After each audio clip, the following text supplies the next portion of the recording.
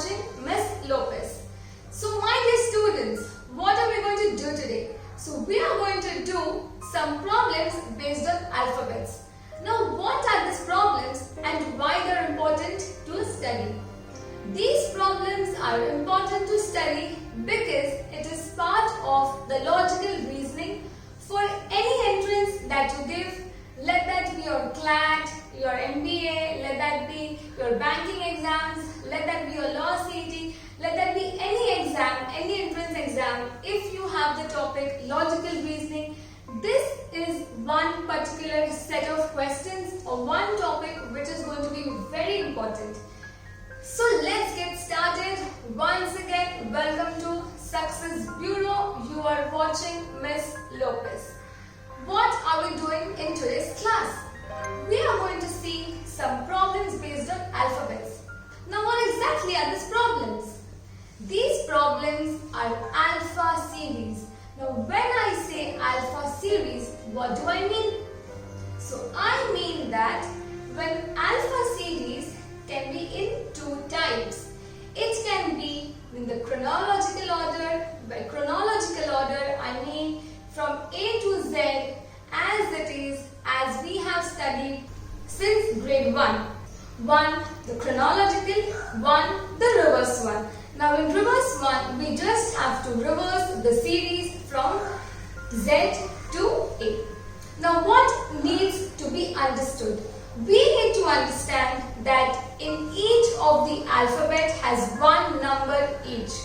You have to know the alphabet and the number in both the series. For example, in the chronological order, E and S will be 5 and 19 respectively. The chronological series, C will be 3. In the reverse order, C will be 23. In the chronological order, X will be 23. And in the reverse order, we will have X as 3. So my dear friends and students, we should know both the ways which series come when or which alphabet has which number, because once you know that which alphabet is 3 or 23 or which is 23 or 3, problems solving becomes more easy. And as we are going on to this chapter, we are going to see how to make these problems much more easier. Once again, my friends, welcome to Success Bureau. Now what we are going to see is, we are going to see some problems based on alpha series and we are going to find the solution to it by seeing the techniques how to do it. Now the first problem given to us is, if letters of the above alphabets are arranged in the reverse order, which will be the 14th letter to the left of the third letter from the right.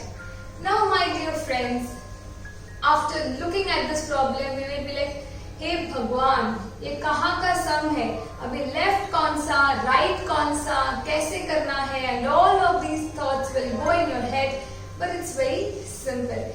It is, first we have to find out the third letter from the right in the reverse order, which means the third letter from the right in the reverse order will be definitely C, because when we write A, B, C, D, E, F, G and goes to Z, you are going to have the third letter A, B, C from the right.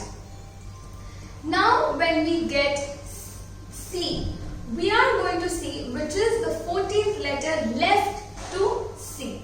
So we are going to count left. We are going to count 14 letters left of C.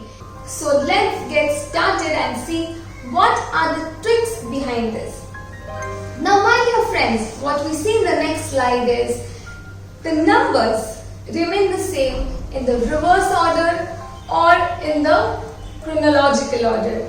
If I have to say A, B, C is equal to 1, 2, 3 respectively in the chronological order, I will also see that when I reverse it, when I start from the right, I get A, B, C as 1, 2, 3, any which ways. So what we need to do here is, without reversing the series actually, we will be reversing the sums in a very twisted form. For example, when the first sum that we took we were seeing C from the right. Now what happens is, in the reverse order, the numbers change.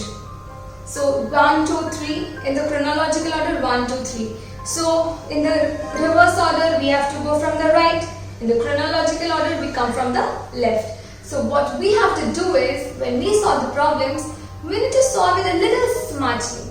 We might think that if I have to go right in the reverse, let me just go left in the chronological. Are you understanding? So what happens is, when 3 steps right, you don't actually go 3 steps right, but you go 3 steps left. Now when you go 3 steps left, you get C, which is any which means when you go 3 steps right. The next one was 14th letter to the left of C. So in the chronological order, it will be right of C. Because in the reverse, when you reverse it, it becomes left. When you chronologically do it, it becomes the right.